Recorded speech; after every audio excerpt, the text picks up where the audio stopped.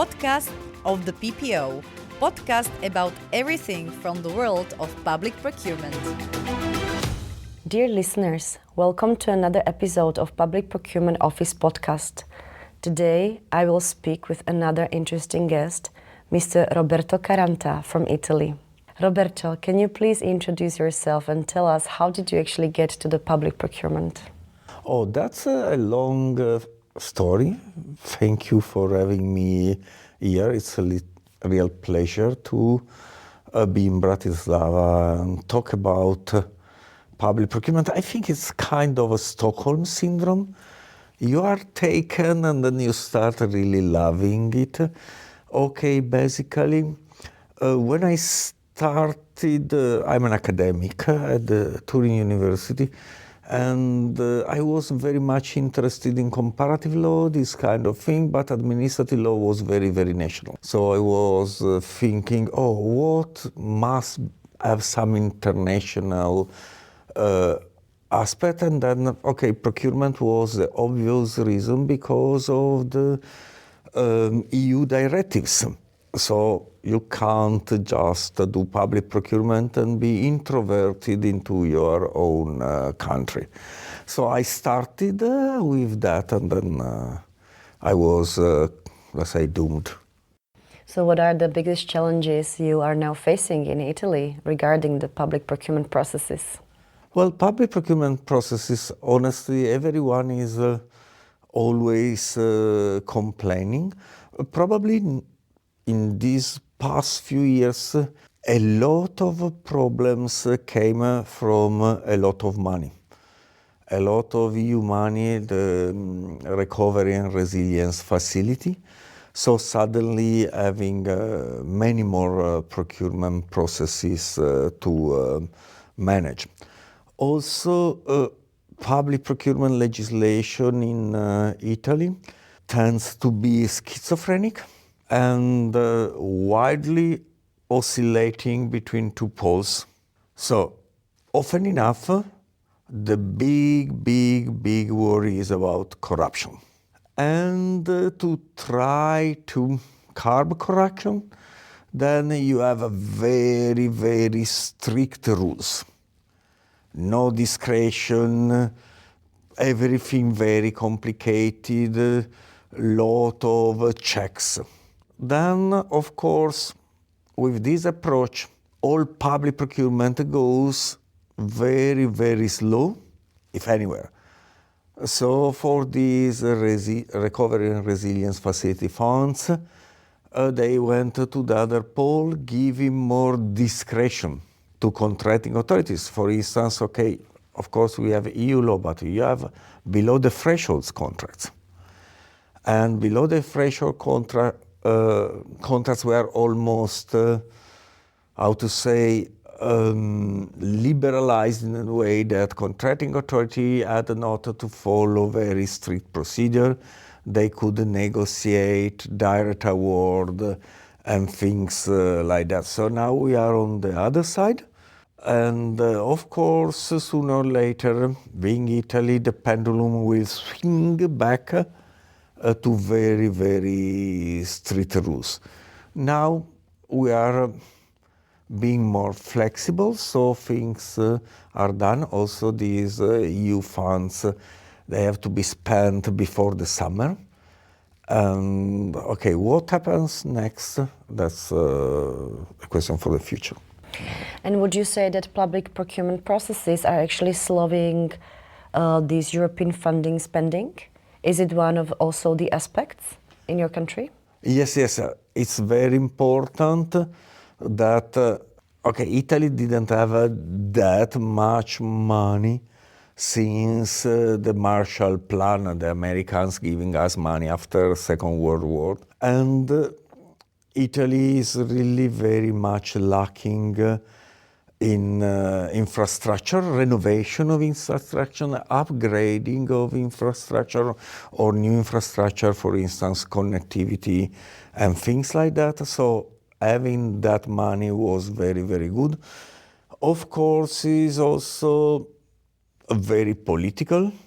So very much in line with the EU requirements, the previous government was investing also in, let's say, I would not just say green infrastructure, but infrastructures that try to prevent big disasters. Okay, earthquake, you can't do much about that, but for instance, flooding. Yes.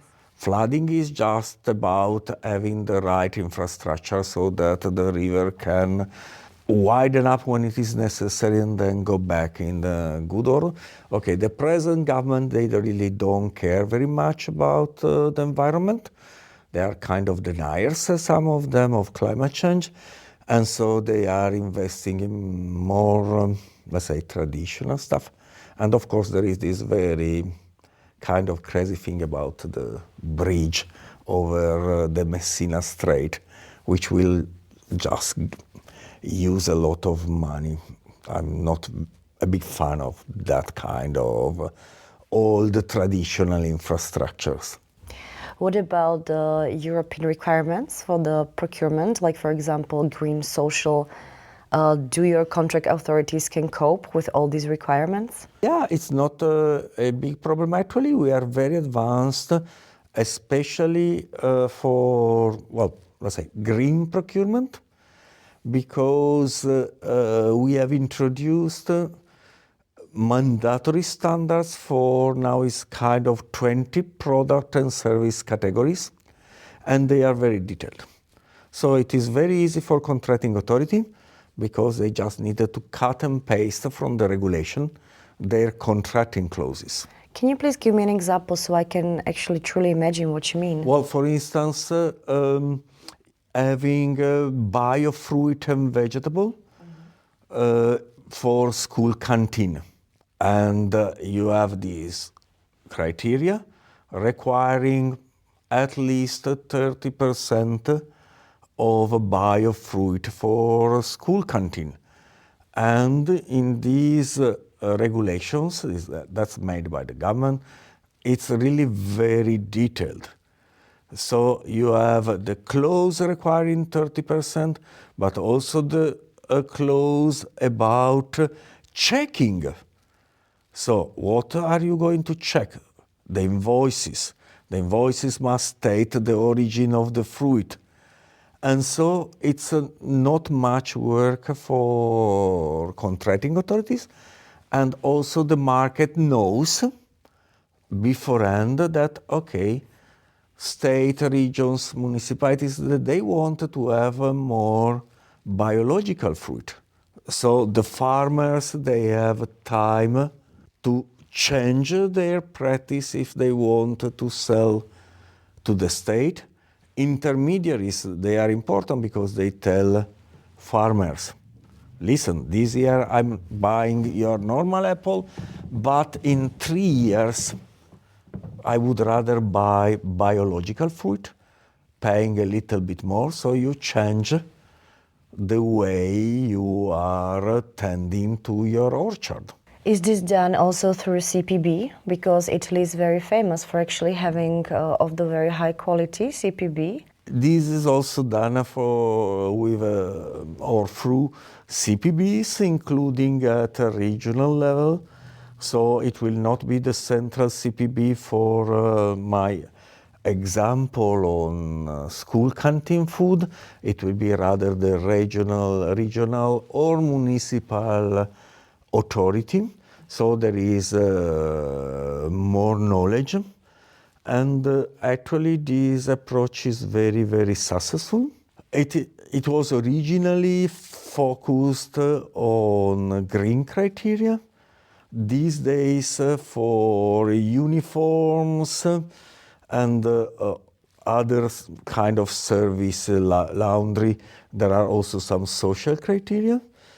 And the 2023 code had a kind of a stronger emphasis on some social criteria, including what we might call fair pay for workers. And so now is not the contractor choosing, let's say, how much, I'm simplifying it, but how much to pay the workers, is already the contracting authorities saying that, okay, you must pay your workers so much. You must follow this agreement, specific agreement with all these clauses. And so this is very important in all those procurement where workforce is very more important, like cleaning or maintenance, so that we avoid the race to the bottom. Because with public procurement, one problem is always you try to save money, which might be sensible, but then when you start saving money on people working, is really, I would say, just stupid, because you will have working poors. So the state is saving money in procurement and then must spend money on social services to help working poors. Well, it would be much better, okay, you pay fair wages in public procurement and you avoid the social problem. Workers will be happy, they will work better. What do you think is the actual saving costs by public procurement? I'm asking about procedures. The amount. Yeah. Well, I'm a jurist, really legal minded, not an economist. But I must say that, okay, what data I can read are, let's say, quite bizarre. There was, I think, 2 or 3 years ago, there was some studies pretending that if you have one more bidder, it will cost 10% less. Well, I'm not qualified to criticize the study. Only, as far as I know, profit in public works is no more than 8%.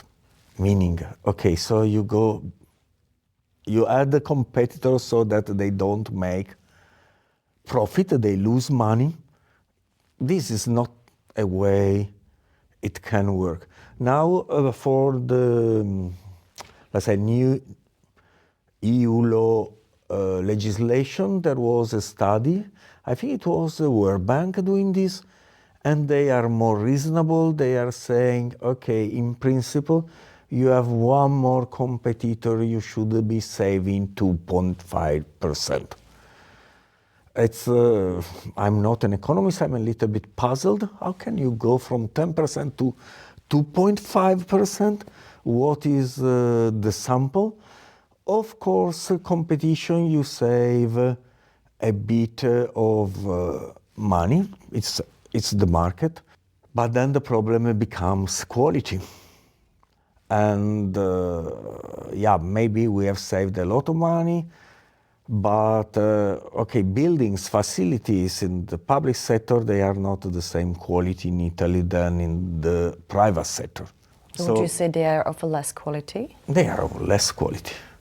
The materials, durability. At my university is beautiful, it's just 10 years old. We have, I think, something like 10 lifts, and at any moment you can bet that between 2 and 4 will not be working. In an insurance company, this will not be the case. A contractor providing such a bad quality would just be kicked out of the market. In the public sector, yes, you save money. I'm afraid that this too often comes to the detriment of quality. Let's say companies, well, that's their mission. They must make some profit. They are not Father Christmas. So if you just push down the price, the quality is going to suffer. So probably public sector should get better to appreciate and evaluate quality, but also to enforce contracts once they have chosen their contractor. So in Italy is very much a practice, especially for public works, that okay, you award the contract, so on the face of it you have saved money, and then they start saying, yeah, but this was not foreseen, so it's extra time or extra work. So you see the prices was, let's say, low, but then you have cost overruns, and it becomes suddenly expensive, and there is not much control on this kind of mechanism. And also it becomes very much a problem or a risk, at least, let's say risk of corruption, because there is a lot of focus on fighting corruption in the world of contract, but honestly, there is at least the same risk in contract implementation. We have very much similar situation here in Slovakia, exactly as you described. That's why I would like to ask about the future. We know now that European is actually preparing for a completely new approach. It was never here before, which is excluding third countries' economic operators, which obviously will decrease also the competition. What do you think about this change of approach? I think that basically the world has changed. Well, I was old enough to live at the beginning of this century, and okay, it was indeed very nice. Democracy almost everywhere.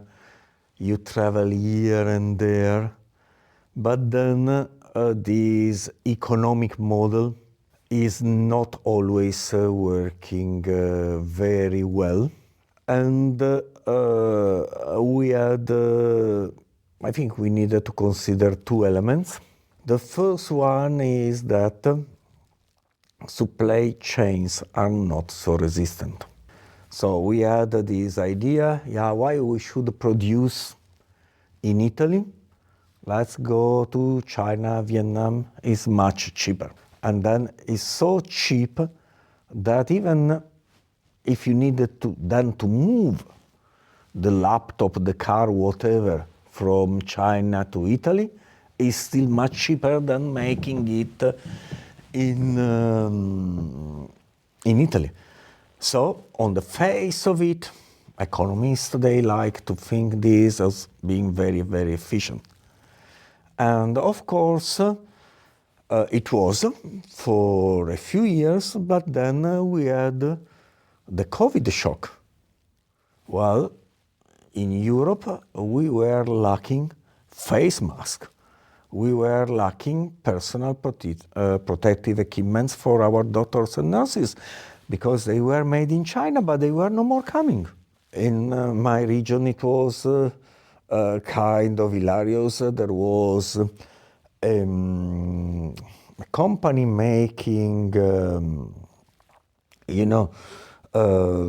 your bras, your slips, that they decided, okay, let's try to manufacture face masks.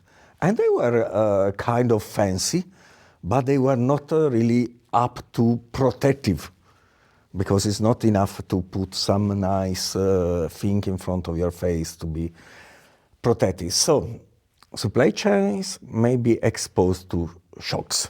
And it's enough to go with your car to feel your tongue to understand that, okay, supply chains may be problematic.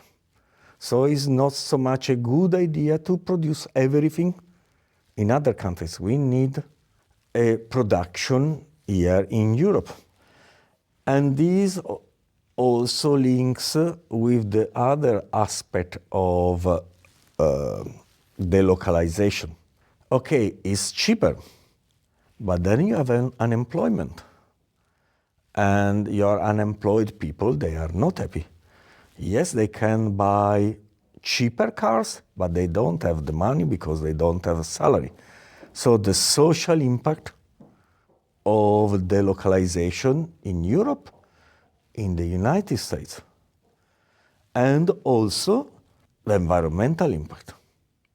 Because one reason it is cheaper in other countries is that they don't care much about the workers and they don't care much about the environment. But global warming is not something that you say, okay, now they are polluting, let's say in Cambodia, who cares? That pollution will reverberate in our countries.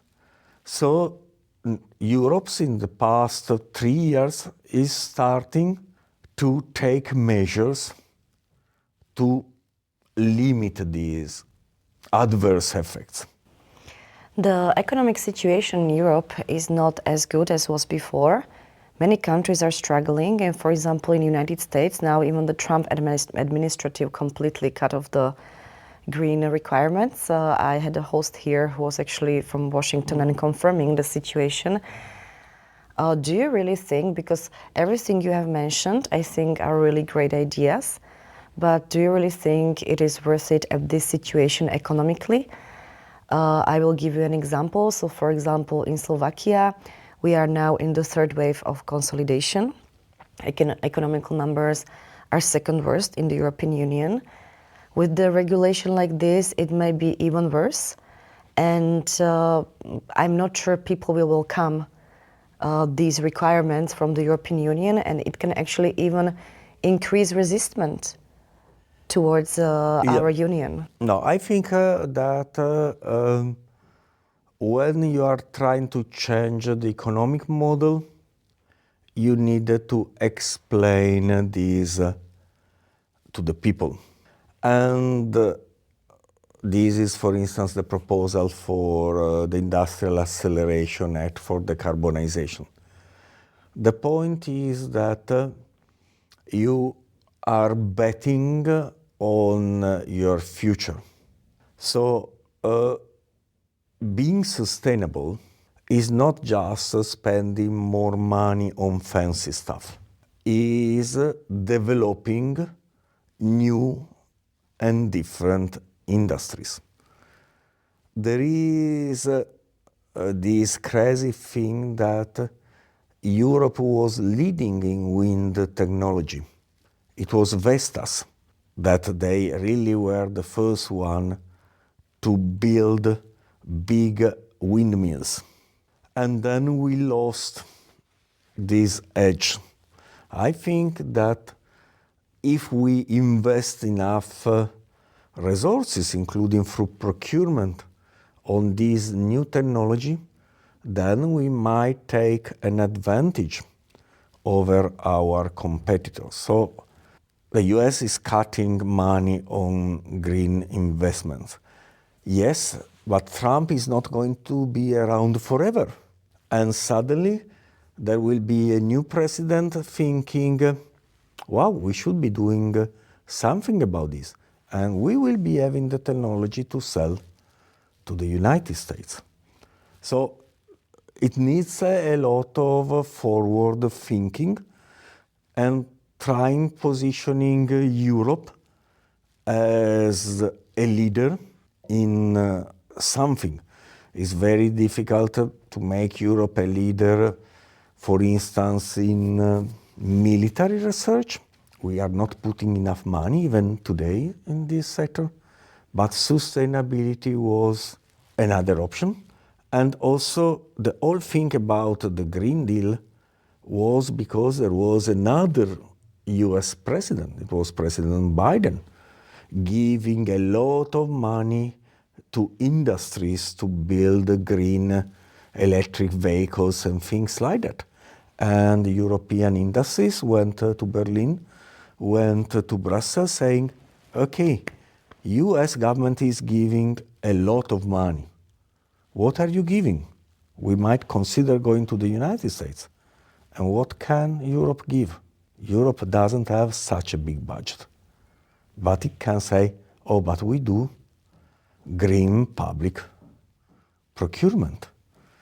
And the same can be, think about your farmers. Our nice European farmers in Italy, Slovak Republic, you name it, they are totally not competitive at global stage.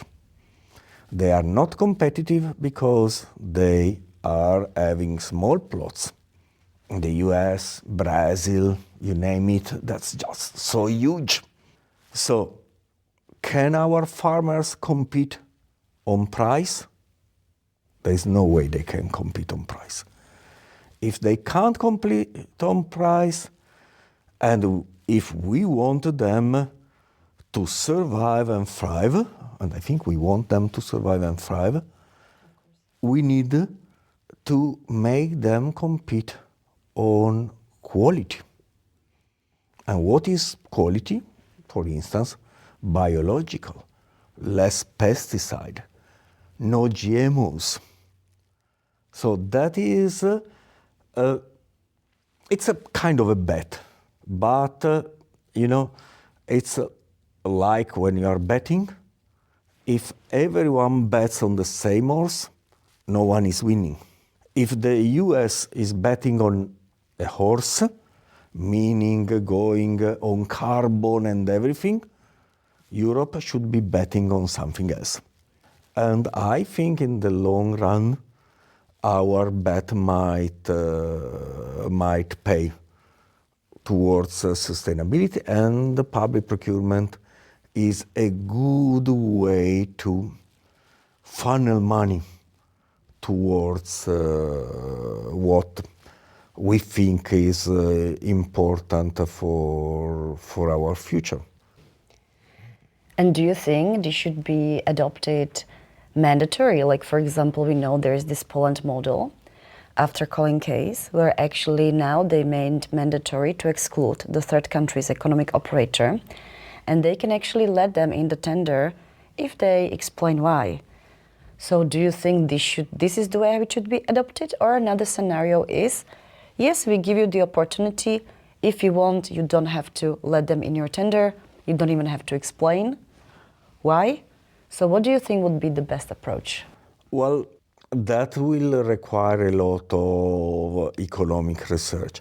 This closing, partial closing, was also determined by the fact that our market was open, other markets were not that open. So this is really international trade and bargaining. We open if you open. So if we are already open, no one will think of reciprocating. Europe is open, why I should open my market? And Europe was open forever. Exactly. So I think the standard position should be, okay, we are open with those countries that are open in their market.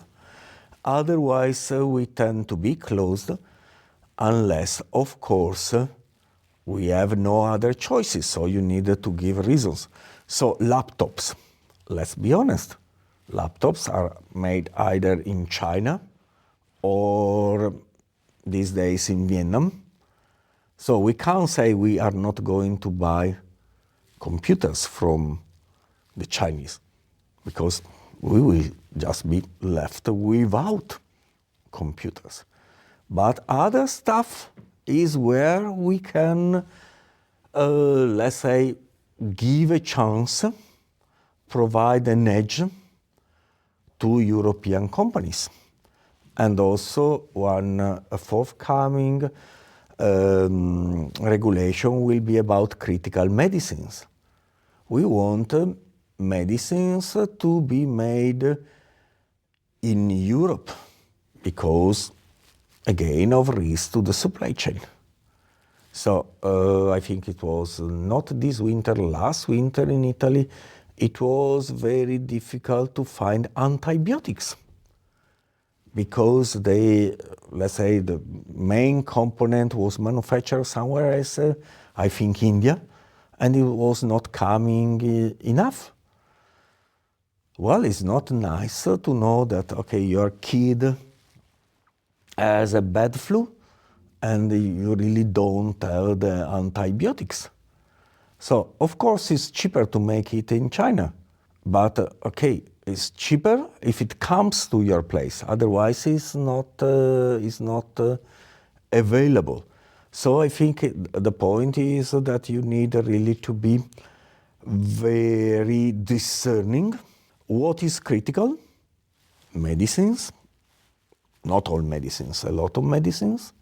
They are critical. Other stuff, they are not so critical, or we don't produce them.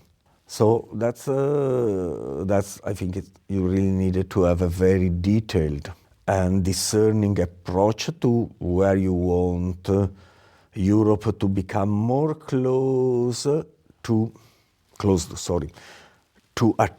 let's say, strengthen our industry, and which sectors are to be open. This actually brings me to another question, because you mentioned the laptops from China or Vietnam. And there is also a discussion about doing something like European product. We still don't know what exactly should be European product, if it's something that was created in Europe, put together in Europe, labeled in Europe, or maybe even registered in Europe. And exactly, there are many things that will be delivered or supplied by the European companies, but they are actually produced probably in China. So why this effort to actually make these European products? Well, the effort is again the idea industrial policy. We want to have a traditional manufacturing based here in Europe. So I'm very happy I came to Bratislava, and I have a few places to go before summer. But for instance, we had already decided that, this summer we are not going to somewhere where we needed to take a plane. Why? Because you don't want to plan, and then there is no jet fuel. And what is basically the problem with jet fuel? The problem is that no one is manufacturing it in Europe. Because when you are drilling oil, including Norway, you are not drilling jet fuel, diesel, or whatever. You are just drilling oil. Then it goes to a place and it is jet fuel, your normal petrol for your car, diesel fuel. So there are plants doing this job. What is the problem? All these plants for our region, but also for Africa, also for Asia, they are in the Middle East. So even if we have oil, because we get it from Norway, we get some Russian oil these days, then we can't make jet fuel because we don't have the industry base. So what is the idea? Think what you might need in the future and make sure that you have some manufacturing capacity in Europe. Yes, it will be more expensive. There will need either subsidies or you use public procurement and you are ready to pay more. Of course, what is European and what is not? Well, it's complicated, but thank God we have had now, I think, for 30 years experience on this, because the manufacturing chain is very complicated. So something, I think 4 years ago I was buying a new car, and then it was delayed a lot. It was delayed a lot because some of the pieces inside were made in Ukraine. So the car itself, I think it was made maybe in Serbia, Romania, I don't know. But some pieces, they were coming from Ukraine. Well, they were supposed to be coming from Ukraine, but then there was the invasion. And this is not new. But the custom authority, they know perfectly well how much of anything is made inside or outside Europe. And they know perfectly well because when your car gets to the border, your car has to pay tariffs. And the tariffs depend on how much is made outside Europe and how much is made in Europe. So this is something that is very complicated, but your people at the border, they know exactly or reasonably exactly how to do this. So it shouldn't be the procurement person starting scratching her or his head and say, is this European or not?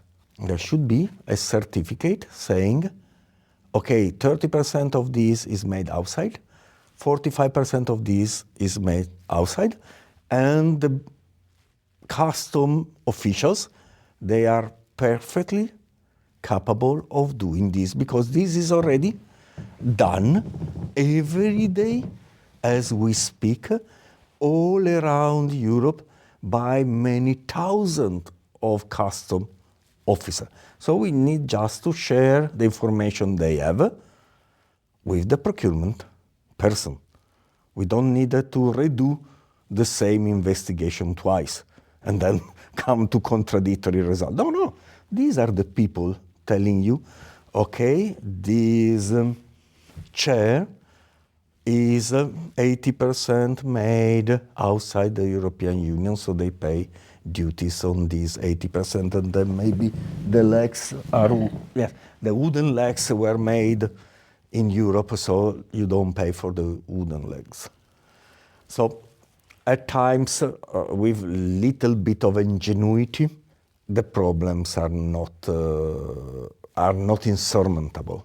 So when you have in these proposals that we are discussing these days, that you want for certain technology, at least, I don't remember if it is 60% content made in Europe, we can say how much for each product is made in Europe and how much it is made outside, because whatever was made outside, they had to pay duties at our external borders. Would you like to share some last comments with our listeners? Well, I would say, okay, let's go back to the start, Italy. Swinging crazily between being worried about corruption and wanting procurement to happen. I think that every country, rather than swinging wildly, should assess the risk and decide, okay, where I want to be. And once the decision is taken, it's not enough that there is a minister that has been caught with some procurement money that you change the legislation. The legislation probably worked reasonably well so that the minister was caught. So you keep the legislation stable. Whatever discretion you leave to contracting authorities, you must respect the discretion. And of course, you must train journalists, public opinion, and things like that. So, for instance, at times I come to some countries and they tell me, no, lowest price is good against corruption, which is totally false. Lowest price is good to protect a procurement official from being accused of corruption.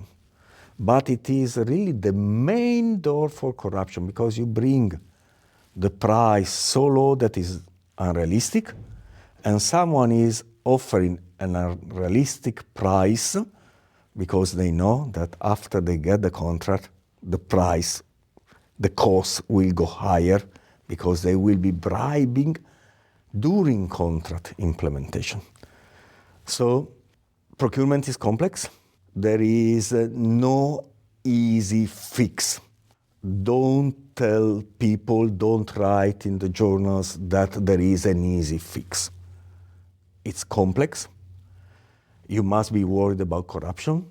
You must fight corruption, but also you needed to put honest procurement officials, and there are plenty of them also in Italy, in a situation when they can work without having to worry that whatever they do will then be criticized by people having no knowledge about public procurement.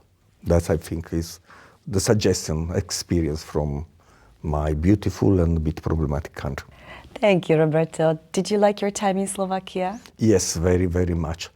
I really enjoyed that. It was my second time, but the first time was really ages ago, and Bratislava is a small, precious jewel with beautiful old buildings, and we Italians, we tend to appreciate the beauty of a town, of a square, of a church, and there is much to be seen. Thank you very much, Roberto, for joining our podcast. You were listening to the podcast of Public Procurement Office with Petra Šupakova. Podcast of the PPO.